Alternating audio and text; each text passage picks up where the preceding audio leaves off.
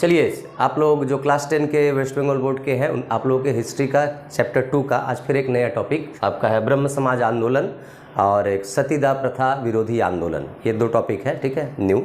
इसके पहले के जितने टॉपिक है इस चैप्टर में वो मैंने कवर कर दिया है, वो पहले के वीडियोज़ आप लोग देख लीजिए।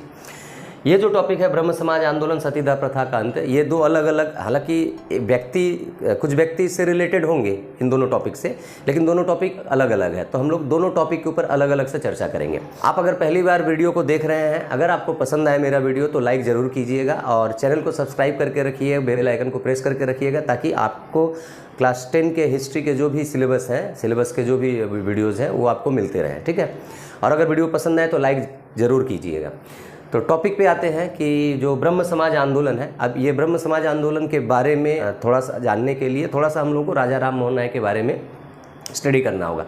हालांकि राजा राम मोहन राय का एक टॉपिक मैंने अपलोड किया था कि भारत में पाश्चात्य शिक्षा के प्रचार प्रसार में राजा राम मोहन राय की क्या भूमिका थी, ठीक है, लेकिन उससे ये थोड़ा हटकर है। तो थोड़ा राजा राम मोहन राय के जन्म से लेकर उनके और भी आगे का जीवन के बारे में जानते हुए हम ब्रह्म समाज आंदोलन में घुसेंगे, ठीक है।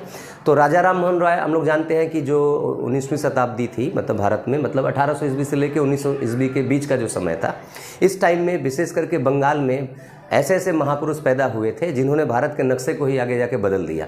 आज भारत की जो भी आधुनिक स्थिति है, इसके पीछे कहीं ना कहीं उनके जो क्रियाकलाप थे वही जिम्मेदार थे। अगर वो नहीं आए होते उस समय तो आप हो सकता है हम और भी पिछड़े हुए होते और बहुत समय लग जाता हमें मॉडर्नाइजेशन के पथ में जाने में। तो इन सारे महापुरुषों में जो सबसे पहले आए थे वो थे राजा राम मोहन रॉय। राजा राम मोहन राय का जन्म जो था 1772 ईस्वी में बंगाल में हुआ था, ठीक है, राधानगर नामक एक गांव में, हुगली जिला में। तो जन्म और के बारे में, शिक्षा दीक्षा के बारे में उतना डिटेल में हम लोगों को बात नहीं करना है। राजा राम मोहन रॉय का ब्रह्म समाज आंदोलन से लिंक जो है, उससे लिंक करके हम ब्रह्म समाज आंदोलन के बारे में पढ़ेंगे। तो राजा राम मोहन रॉय ने 1815 ईस्वी में, 1815 ईस्वी में एक संस्था की स्थापना की थी जिसका नाम था आत्मीय सभा, ठीक है।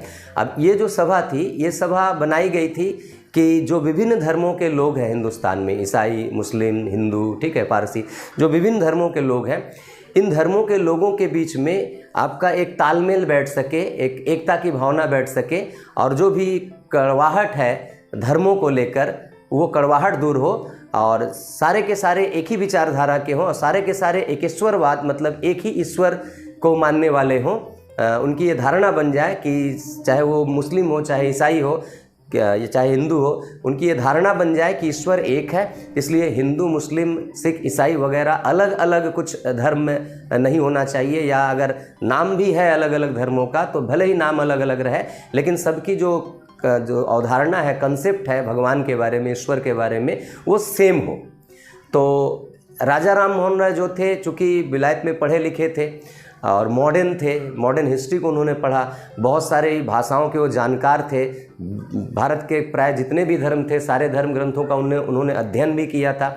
तो लास्ट में निचोड़ उन्होंने यही निकाला था कि ये जो मूर्ति पूजा है, विशेष करके हिंदुओं में, हिंदू धर्म के प्रति वो ज़्यादा सरब थे, तो जो मूर्ति पूजा है ये एक पाखंड है, या भगवान के विभिन्न नाम दिए गए हैं या विभिन्न तरह तरह के गॉड होते हैं, ये एक पाखंड है। उनका ये मानना था कि ईश्वर जो है वो एक है, ठीक है, उसका ना कोई रूप रंग होता है, ना कोई आकार होता है, ईश्वर निराकार है, निर्गुण है, ठीक है, और उसको किसी ने नहीं देखा। तो जो निर्गुण निराकार ईश्वर है, वही ईश्वर जो है वो अलग अलग नामों से अलग अलग धर्मों में पुकारा जाता है। वो व्यक्ति एक है, व्यक्ति मतलब तो व्यक्ति है ही नहीं, उसका कोई आकार रूप रंग है ही नहीं, उसका जन्म कब हुआ कोई नहीं जानता, मतलब उसकी शुरुआत कहाँ है और अंत कहाँ है इसका किसी को भी नहीं पता। कोई भी धर्म का व्यक्ति बता दे कि हाँ भगवान का जन्म यहाँ से शुरुआत है और भगवान का खात्मा यहाँ पर होता है, तो ये कोई नहीं बता सकता। तो इसी कंसेप्ट को, इसी विचारधारा को वो लोगों में, विशेष करके हिंदू समाज में, हिंदू समाज के लोगों में वो पहुंचाना चाहते थे, ताकि ये जो मूर्ति पूजा, ये जो जाति प्रथा, ऊंच नीच, छुआछूत, ये सब जो पाखंड है, ये जो सब बुराइयां हैं, वो बुराइयां दूर हो सके और भारतवासी आधुनिकता के पथ पर आगे बढ़ सके। तो इसी मकसद से, इसी कंसेप्ट को लेकर वो आगे बढ़े थे और ताकि ये एकेश्वरवाद का प्रचार प्रसार हो सके कि ईश्वर एक है। तो आत्मीय सभा की स्थापना की 1815 में। तो आत्मीय सभा में होता क्या था कि हर शनिवार को, मतलब सप्ताह में एक दिन, आत्मीय सभा का घरेलू बैठक होता था। घरेलू बैठक में विभिन्न मुद्दों पर विभिन्न धर्मों के लोग जो उनके जान पहचान के थे, जो भी इसके सदस्य थे आत्मीय सभा के, तो वो इकट्ठा होते थे और विभिन्न मुद्दों पर वो चर्चा करते थे। धार्मिक मुद्दों पर, जो धार्मिक पाखंड है उन पर, किस तरीके से हिंदुस्तान को आगे ले जाया जाए, मतलब भारतीय समाज को कैसे अग्रगति के रास्ते पर ले जाया जाए, इन सब मुद्दों पर वो चर्चा करते थे। ये आत्मीय सभा का मूल मकसद था। ठीक है, तो इस राजा राम मोहन रॉय आपका अब इसी एकेश्वरवाद का प्रचार प्रसार करने के लिए कि कुछ एक ऐसी संस्था तैयार की जाए जो पूरे हिंदुस्तान में, हिंदू समाज में एकेश्वरवाद, मतलब एक ईश्वर की उपासना का प्रचार प्रसार किया जा सके, पूरे हिंदू समाज में उसको फैलाया जा सके। तो इसी उद्देश्य से उन्होंने 1828 ईस्वी में ब्रह्म सभा नाम की एक संस्था की स्थापना की। 1828 में एमसीक्यू भी बनेगा, मैं जो लेक्चर आप लोगों को दे रहा हूँ इसमें से बहुत सारा एमसीक्यू भी बन जाएगा आपके एग्ज़ाम के लिए। तो आपका ब्रह्म सभा की स्थापना की और इसका मकसद यही था कि मूर्ति पूजा का विरोध करना, लोगों में ईश्वर एक है इस धारणा को भरना, और साथ ही साथ विभिन्न धर्मों के बीच समन्वय स्थापित करना, विभिन्न धर्मों के लोगों के बीच एकता स्थापित करना। ठीक है, यही इस संस्था का मकसद था। तो 1828 में ये बना ब्रह्म सभा, लेकिन आगे जाकर 1830 में इस सभा का नाम बदल कर दिया गया ब्रह्म समाज। हालांकि ब्राह्म समाज होता है ब्राह्म, लेकिन हमारे हिंदी पुस्तक में, बंगाली में आपका ब्राह्मो समाज बोला जाता है, हिंदी पुस्तक में है आपका ब्रह्म समाज, ये था ब्राह्म समाज। ठीक है, तो 1830 में ये ब्रह्म समाज बना। तो राजा राम मोहन रॉय 2 साल तक 1828 में स्थापना करने के बाद 30 तक भारत में थे। उनके नेतृत्व में ये ब्रह्म समाज के माध्यम से जो भी एक्टिविटीज़ चलाना था उन्होंने चलाया। और उस समय राजा राम मोहन रॉय के साथ कुछ फेमस पर्सनालिटीज बंगाल के जुड़े थे, जैसे द्वारकानाथ ठाकुर या टैगोर, जो रविन्द्रनाथ ठाकुर के पिताजी थे, और भी कुछ लोग थे, तो जुड़े थे राजा राम मोहन रॉय के साथ। मतलब शुरुआत में इसके सदस्य थे ब्रह्म समाज के ये लोग। 30 में राजा राम मोहन रॉय आपका इंग्लैंड चले गए। ठीक है, उसके बाद वहीं पर 33 में, 1833 में वहीं रहते हुए ही 1833 में उनकी मौत हो गई।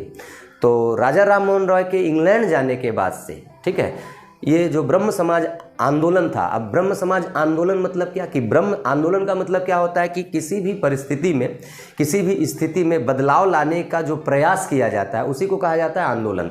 तो आंदोलन का मतलब दिमाग में केवल यही ना नचे आप लोगों का कि आंदोलन का मतलब मारकाट, खून खराबा या झंडा लेके रास्ते में दौड़ना, यही नहीं होता। आंदोलन का मतलब क्या है कि किसी भी परिस्थिति में बदलाव लाने का प्रयास करना, उसी को कहते हैं आंदोलन।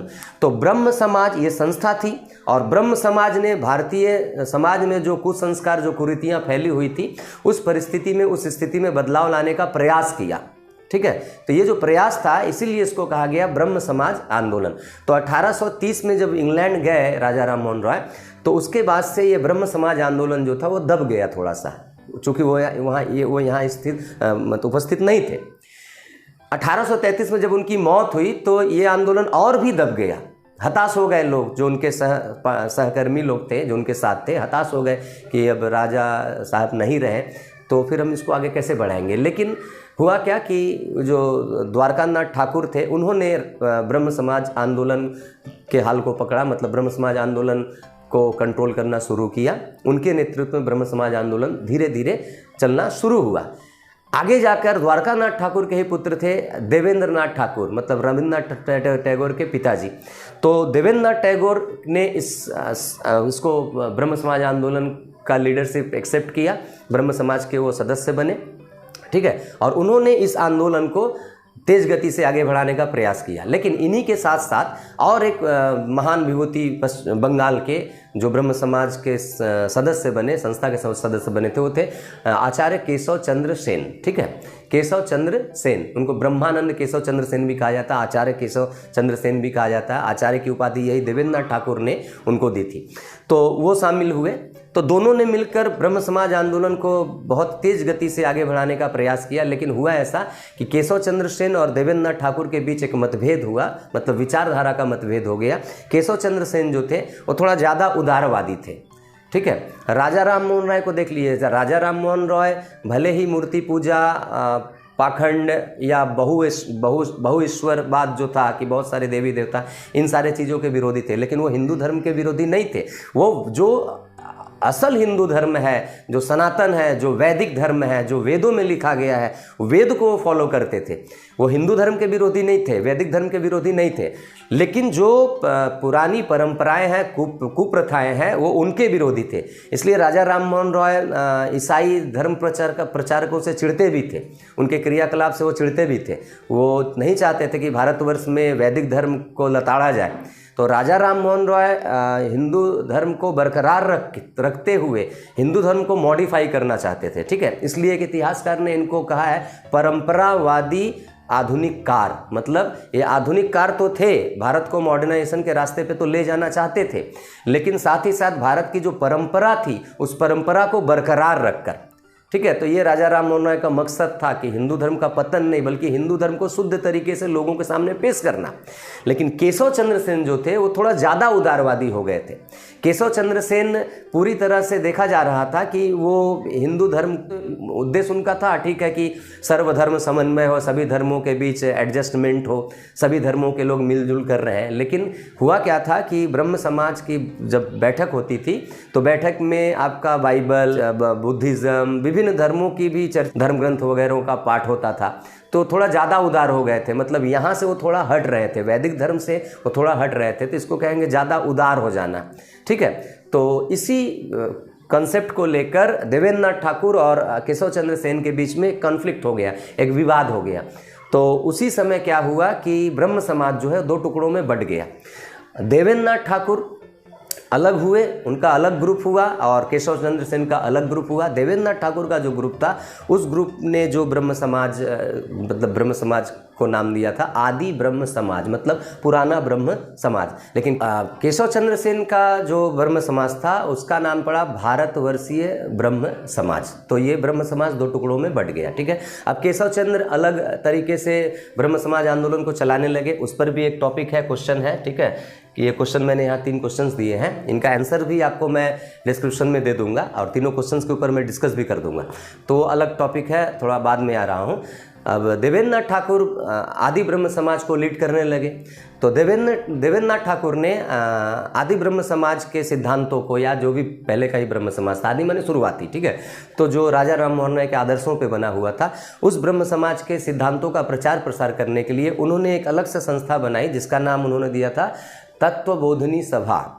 तत्वबोधिनी सभा, और तत्वबोधिनी सभा के थ्रू से ही ब्रह्म समाज के सिद्धांतों को प्रचारित करना चाहते थे। और इसके लिए उन्होंने फिर एक मैगजीन निकाला था, तत्वबोधिनी पत्रिका। तत्वबोधिनी पत्रिका के माध्यम से उसमें विभिन्न लेख छापकर वो ब्रह्म समाज के सिद्धांतों और जो भी कुरीतियाँ थी, सामाजिक कुरीतियाँ, जो भी बुराइयाँ थी, उनके खिलाफ वो लिखते थे। तो इस तरीके से देवेंद्र नाथ ठाकुर ने आदि ब्रह्म समाज के थ्रू से राजा राम मोहन राय के ब्रह्म समाज आंदोलन को वो आगे ले गए। आगे जाकर देवेंद्र नाथ ठाकुर की मौत हुई, ठीक है, तो वो ब्रह्म समाज का तो टॉपिक वहीं पे ख़त्म हो गया। अब आइए केशव चंद्र सेन।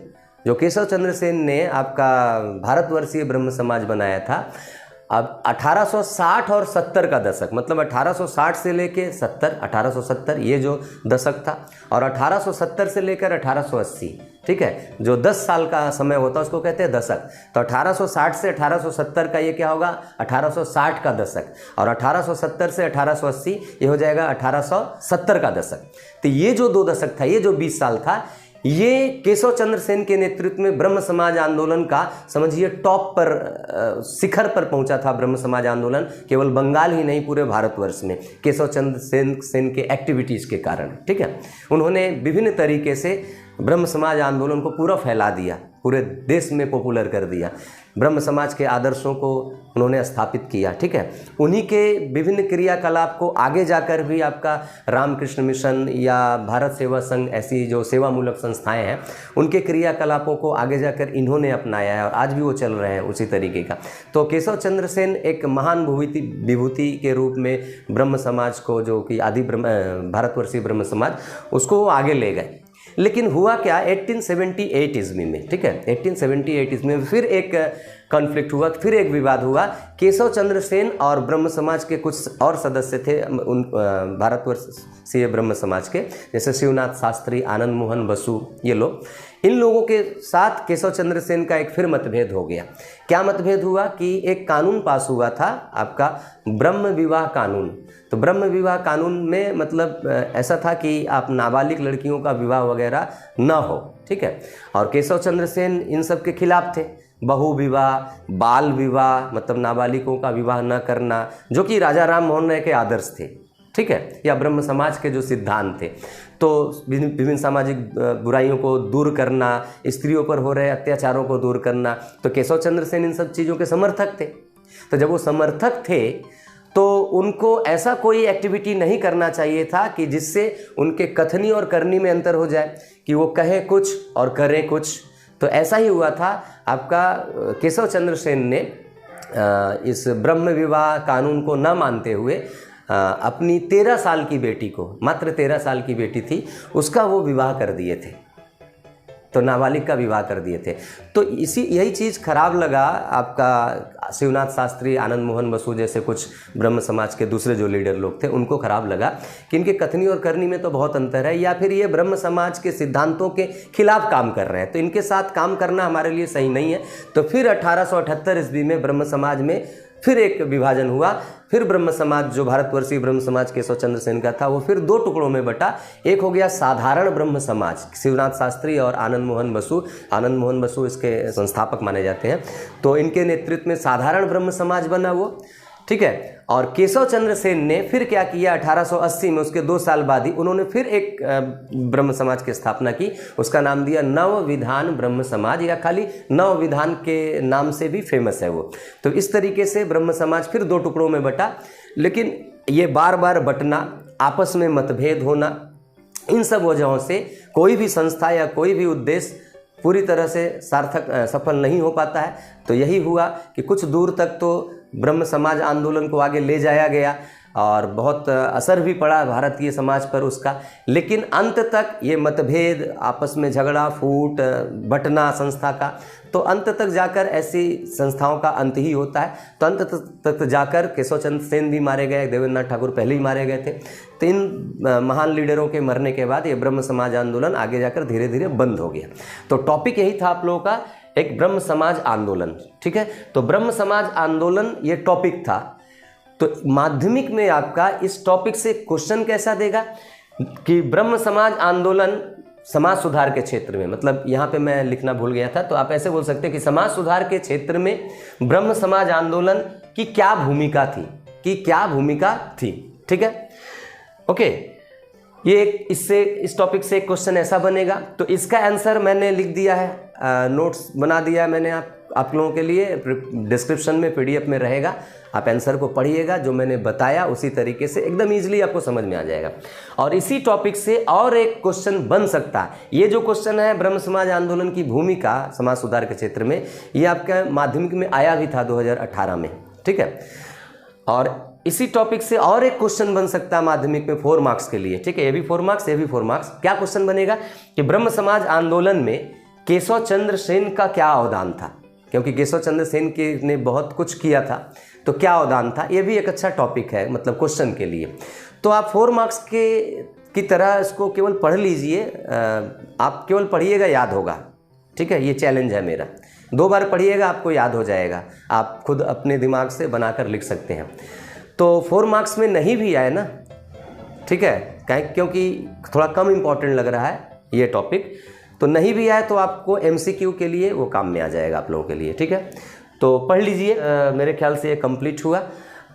इसके बाद फिर इसी चैप्टर में आपका और भी समाज सुधार से रिलेटेड टॉपिक है, उनका वीडियो मैं लेकर आऊँगा आप लोगों के लिए। तो आज के लिए बस इतना।